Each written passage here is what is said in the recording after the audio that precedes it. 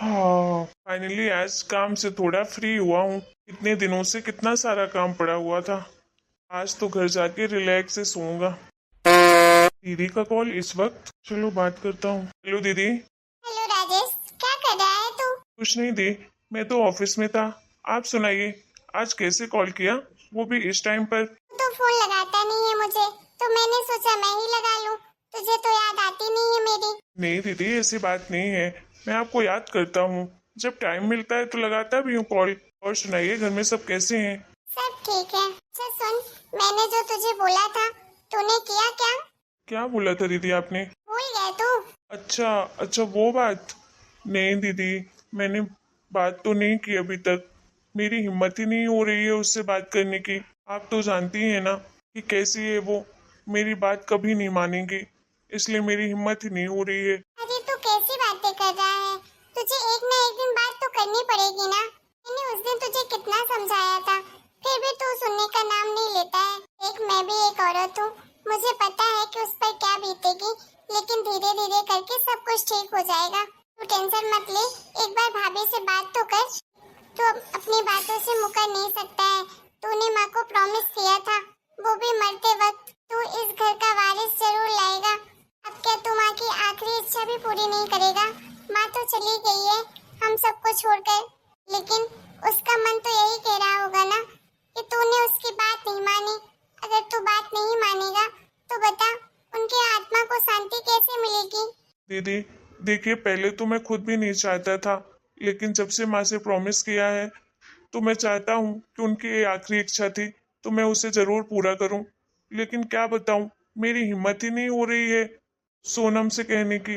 फिर मैं कैसे बात करूँ? देख, वो सब मैं नहीं जानती हूँ। तुझे बात करनी है तो बोल, नहीं तो फिर मैं भाभी से बात करती हूँ। अरे नहीं नहीं दीदी, आप प्लीज मत करिएगा, मैं कर लूंगा बात। थोड़ा सा टाइम दीजिए आप मुझे। ठीक है फिर। अच्छा दीदी, रखता हूँ। ठीक है। क्या बताऊँ, बड़ी समस्या है।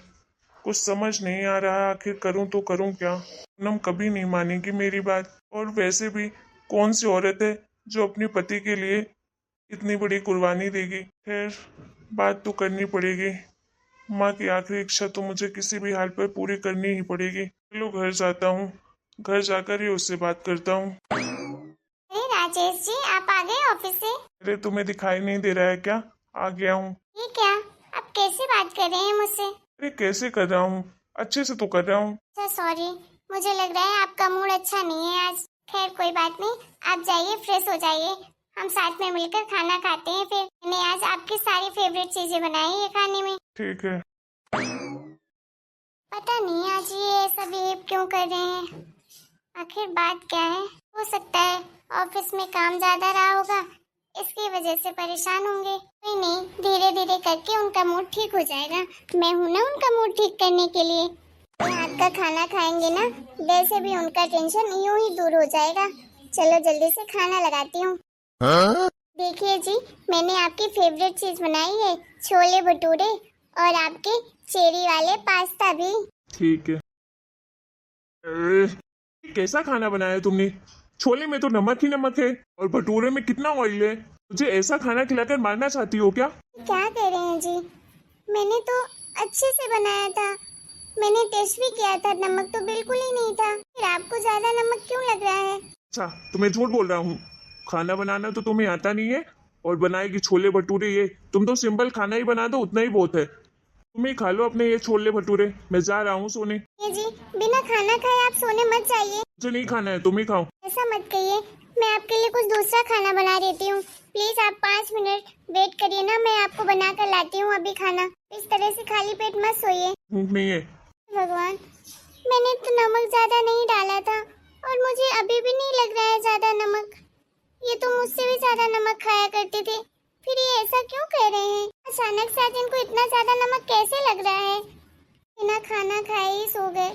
मुझे बिल्कुल अच्छा नहीं लग रहा है, क्या करूं? आज अगर माँ जी होती तो ऐसे खाली पेट ये सोते नहीं, वो जरूर समझाते ही नहीं। और पता नहीं ये ऐसे चिड़चिड़ क्यों कर रहे हैं। 2-3 दिन से देख रही हूँ, हर बात पे चिड़चिड़ाते रहते हैं। पता नहीं बात क्या है। कितना भी अच्छा करने की कोशिश करूं, कोई भी चीज, हर चीज में इनको गुस्सा ही आ जाता है। आखिर मैंने ऐसा किया क्या है? मुझे तो कुछ समझ में नहीं आ रहा है कि करूं तो करूं क्या। मेरी शादी को पूरे 6 साल हो गए और 6 साल में इन्होंने ऐसा कभी भी बर्ताव नहीं किया।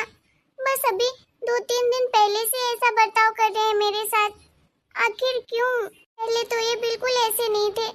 क्या माँ जी के जाने के बाद ये चिड़चिड़े हो गए हैं क्या? उनकी टेंशन रहती होगी, शायद इसीलिए ये ऐसा बर्ताव कर रहे हैं मेरे साथ। मैं भी उनको ज्यादा टेंशन नहीं दूंगी। हो सकता है धीरे धीरे सब कुछ ठीक हो जाए। भी खाना नहीं खाऊंगी, वो अगर खाली पेट सोएंगे तो मैं भी सो जाऊंगी। भला उनके बिना खाए मेरे मुंह में कैसा एक भी निवाला जाएगा। जाकर रख देती हूँ किचन में। क्या करूं? मैं तो उसके सामने कुछ बोल ही नहीं पा रहा हूँ। बस अंदर अंदर से गुस्सा ही आ रहा है और उसके सामने कुछ बोलने की हिम्मत ही नहीं हो रही है। आखिर क्या करूं मैं ऐसा? चलो आज शाम को ऑफिस से आने के बाद बात करता हूँ उससे। सोनम, मैं ऑफिस के लिए निकल रहा हूँ, तुम टिफिन लेकर आना जल्दी। क्या आप ऑफिस जा रहे हैं, वो भी इतना जल्दी? आप तो रोज 9 बजे जाते हैं और अभी तो 7:30 हुए हैं। आज क्यों इतना जल्दी जा रहे हैं? अरे भाई तुम टिफिन तो लेकर आओ, मुझे कुछ जरूरी काम है इसलिए जा रहा हूँ जल्दी। मैंने अभी तक टिफिन तो बनाया नहीं। आप 9 बजे ऑफिस जाते हैं, मैं तो इसीलिए लेट ही नाश्ता बनाया करती हूँ सुबह। आजकल तुमसे एक काम जल्दी नहीं होता है, पता नहीं क्या करती रहती हो। सोने से ही फुर्सत नहीं है तुमको। रहने दो तुम, मैं ऐसे ही चला जाता हूँ ऑफिस। नहीं जी, ऐसा मत कहिए। आप प्लीज ऑफिस मत जाइए बिना टिफिन लिए। मैं अभी 5 मिनट दीजिए, मैं आपके लिए कुछ बना देती हूँ। आप टिफिन लेकर चले जाइएगा। कल रात में भी आपने अच्छे से खाना ही नहीं खाया था और आज भी ऐसे चले जाएंगे, मुझे बहुत बुरा लगेगा। प्लीज आप मुझे 5 मिनट दीजिए ना, मैं अभी फटाफट बना कर लाती हूँ। रहने दो तुम, मुझ पे एहसान मत करो, कैंटीन में ही कुछ खा लूंगा। अरे राजेश जी, आपको हो क्या गया है? आप मेरे साथ ऐसा बिहेव क्यों कर रहे हैं? 3 से 4 दिन से मैं देख रही हूँ कि आप मेरे साथ ऐसा बुरा बर्ताव कर रहे हैं। आज के पहले तो आपने कभी नहीं किया। मानती हूँ कि ऑफिस का प्रेशर होगा, ऊपर से माँ भी छोड़कर चली गई हमें, उसकी वजह से आप परेशान रहते होंगे, लेकिन मेरे बारे में तो सोचिए। आप इस तरह से मुझसे बात करते हैं, मुझे बहुत बुरा लगता है। आज 6 सालों में कभी भी आपने मुझसे इस तरह से रूड होकर बात नहीं की और इस समय तो आप हर बात पर मेरे ऊपर गुस्सा करते हैं। अगर कोई प्रॉब्लम है तो मुझे बताइए ना आप, लेकिन इस तरह से मेरे ऊपर गुस्सा मत करिए, मत चिल्लाइए। ये सब कुछ मुझसे सहन नहीं होता है। अगर ये सब आप पहले से करते तो मुझे ये सब की आदत हो जाती, लेकिन आपने इतने सालों में कभी नहीं किया। सिर्फ अभी इस टाइम पर कर रहे हैं आप ऐसा मेरे साथ भी, इसलिए मुझे बहुत तकलीफ हो रही है। बताइए ना, आखिर क्या बात है? कोई प्रॉब्लम है क्या? अगर कोई बात है तो मुझसे शेयर कीजिए, हम दोनों लोग मिलकर कोई ना कोई सलूशन जरूर निकालेंगे। नहीं नहीं सोनम, कोई बात नहीं है, तुम परेशान मत हो। मैंने तुम्हें हर्ट किया, सॉरी, प्लीज माफ कर देना। तुम्हें पता है ना ऑफिस का कितना सारा काम रहता है, इसकी वजह से थोड़ा चिड़चिड़ा हो गया हूँ, लेकिन मैं प्रॉमिस करता हूँ ऐसा बर्ताव मैं दोबारा नहीं करूंगा तुम्हारे साथ। प्लीज माफ कर दो। आप मुझसे माफी क्यों मांग रहे हैं? मैं आपसे गुस्सा नहीं हूँ, मैं तो बस आपसे जानना चाह रही हूँ कि आखिर क्या प्रॉब्लम है, आप इस तरह क्यों बिहेव कर रहे हैं? अरे कोई प्रॉब्लम नहीं है भाई, मैं तो बस बिल्कुल फर्स्ट क्लास हूँ। थोड़ी काम की वजह से प्रेशर ज्यादा था, इसलिए चिड़चिड़ हो रही थी, और कोई बात नहीं है। देखो तुम परेशान मत हो, टिफिन के लिए मैं कैंटीन में खा लूंगा, तुम अपने लिए कुछ बना लेना, ठीक है? सच में मुझे जल्दी ऑफिस जाना है, आज बॉस ने मीटिंग रखी है ना, इसलिए मैं कल जल्दी सो गया था, उसकी वजह से तुम्हें बता नहीं पाया, नहीं तो तुम तो जानती हो मैं पहले ही बता देता हूँ तुम्हें। ठीक है जी, जाइए, मैं शाम को खाना बना कर रखूंगी। चलो ठीक है सोनम, बाय। बाय जी। चलो मेरा मन हल्का हो गया। मुझे लग रहा था पता नहीं कैसी बात हो गई है कि ये मेरे ऊपर हर बात पर गुस्सा कर रहे हैं। मेरी टेंशन दूर हो गई, हमारे बीच में सब कुछ ठीक है। अरे काजल दीदी, आप आइए बैठिए। हाँ भाभी, मैं ही हूँ, बहुत दिन हो गए थे यहाँ आए हुए, तो सोचा मिल आती हूँ आप लोगों से। अच्छा किया दीदी आप आ गई, मुझे बहुत अच्छा लगा। बैठिए, मैं आपके लिए चाय लेकर आती हूँ। अरे नहीं नहीं भाभी, मेरे लिए चाय मत लेकर आओ, मैं अभी घर से ही चाय पी कर आई हूँ। मैं तो आपसे बात करने आई थी। आइए बैठिए। दीदी कहिए, जरूरी बात करनी थी क्या आपको? हाँ, कुछ जरूरी ही बात करनी थी, तभी तो आई हूँ उतना दूर से आपके यहाँ। बोलिए। देखो भाभी, अब इस घर में सिर्फ आप और भैया ही रहते हैं। एक मेरी माँ थी जो कि इस दुनिया को छोड़कर वो भी चली गई है। देखिए भाभी, आपकी शादी को 6 साल हो गए हैं, लेकिन अभी तक आपके घर में एक बच्चे की किलकारी भी नहीं गूंजी। हाँ दीदी, जानती हूँ, वो सब मेरी ही वजह से तो हो रहा है। आपको तो पता है कि एक्सीडेंट होने के बाद मैं कभी माँ नहीं बन सकती थी, बस इसीलिए मैं बच्चे की किलकारी गूंज नहीं पाई कभी। वो तो पता है मुझे भाभी, वो सब बताने की जरूरत नहीं है आपको। मैं तो सिर्फ इतना कहना चाहती हूँ, इस घर का वारिस तो आना चाहिए, नहीं तो इस घर का कुल कौन आगे बढ़ाएगा। चाहती तो मैं भी हूँ दीदी, लेकिन क्या करूँ, मेरे हाथ में थोड़ी ना है, ऊपर वाला देगा ही नहीं तो कैसे होगा। मैं खुद चाहती हूँ कि मुझे इस घर में एक माँ बोलने वाला और आपके भैया को पापा बोलने वाला आ जाए। मैं भी पूरा दिन घर में अकेली रहती हूँ, तो मुझे साथ भी रहने के लिए कोई आ जाए, मैं भी उसे बहुत प्यार लुढ़ा दूँ। लेकिन क्या करूँ, मजबूर हूँ, कुदरत का लिखा तो नहीं बदल सकती। अरे भाभी, क्यों नहीं बदल सकती आप? अरे आप माँ नहीं बन सकती हैं, लेकिन मेरे भैया तो पापा बन सकते हैं ना। हाँ दीदी, कह तो आप सही रही हैं, आपके भैया तो पापा बन सकते हैं, मेरे में ही कमी है जो मैं माँ नहीं बन सकती। देखिए भाभी, मुझे कहना तो नहीं चाहिए था, आपको इतना तो खुद ही सोचना चाहिए था कि इस घर का, स्कूल का नाम आगे बढ़ाने के लिए इस घर में एक बेटी या बेटा तो होना ही चाहिए। अगर आप माँ नहीं बन सकती थी तो आप कोई ना कोई उपाय भी तो कर सकती थी ना। अरे भैया पापा बन सकते हैं तो आप भैया की कोई दूसरी शादी क्यों नहीं करवा देती हैं? देखिए, मेरी माँ का भी हमेशा से सपना था इस घर में पहले एक ही बेटा हो या बेटी हो, लेकिन कोई भी हो, उनका पोता पोती दोनों में से कोई एक आ ही जाए।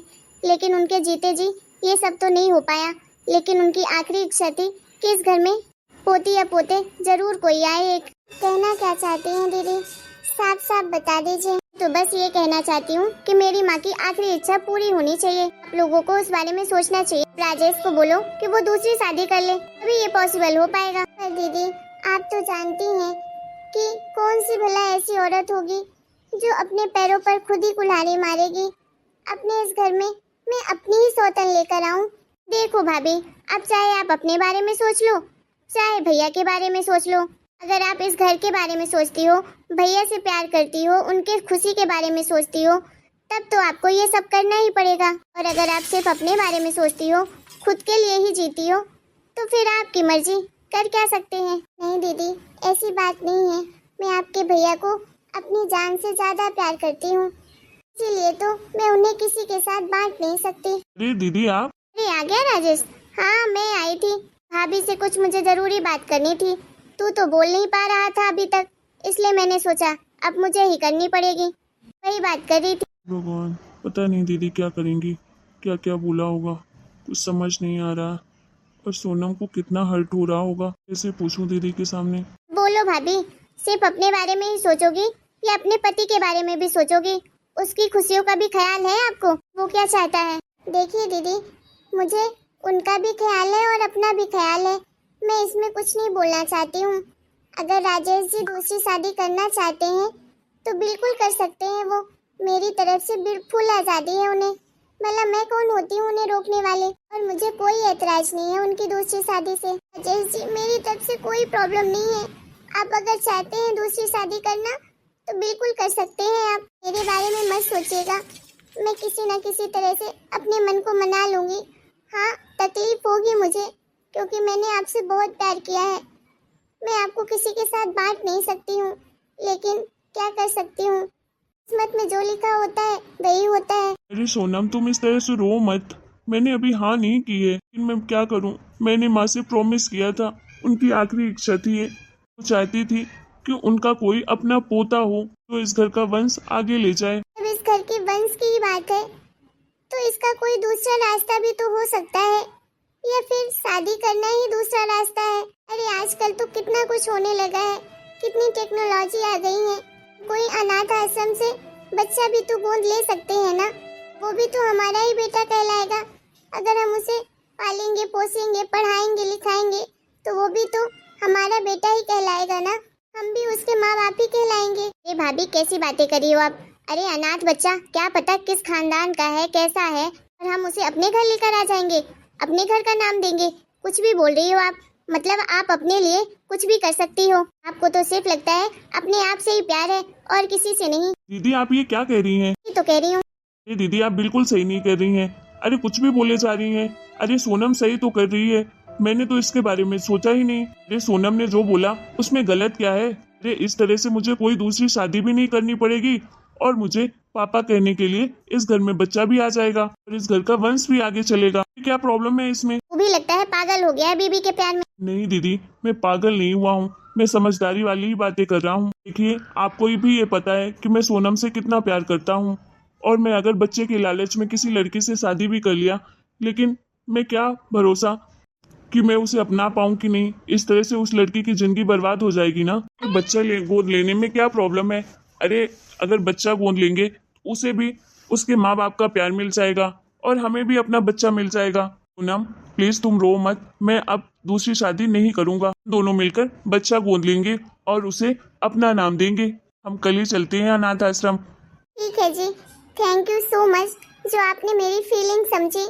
आपके जैसा पति तो हर औरत को मिलना चाहिए, तो अपनी पत्नी के बारे में इतना सोचे, इतना प्यार करे। तो तुम दोनों का दिमाग खराब हो गया है। चलो मैं जा रही हूँ अपने घर, तुम्हारा घर है, जो तुम्हें करना है वो करो। थैंक यू सो मच जी। अब हमारे घर में भी छोटा सा बेबी आएगा और हम भी उसे खूब सारा प्यार करेंगे। हाँ सोनम, हम उसे अपने कलेजे से लगा कर रखेंगे, बहुत प्यार करेंगे। उसे कभी भी फील नहीं होने देंगे कि हम उसे अनाथ आश्रम से लेकर आए हैं। वो खुद ही बड़ा होकर इतना प्राउड करेगा हमें कि जैसे हम उसके सच में माँ बाप हों। मुझे पूरा भरोसा है जी कि हम जरूर अच्छे पेरेंट्स बनेंगे। हेलो दोस्तों, आप लोगों को ये मोटिवेशनल स्टोरी कैसी लगी?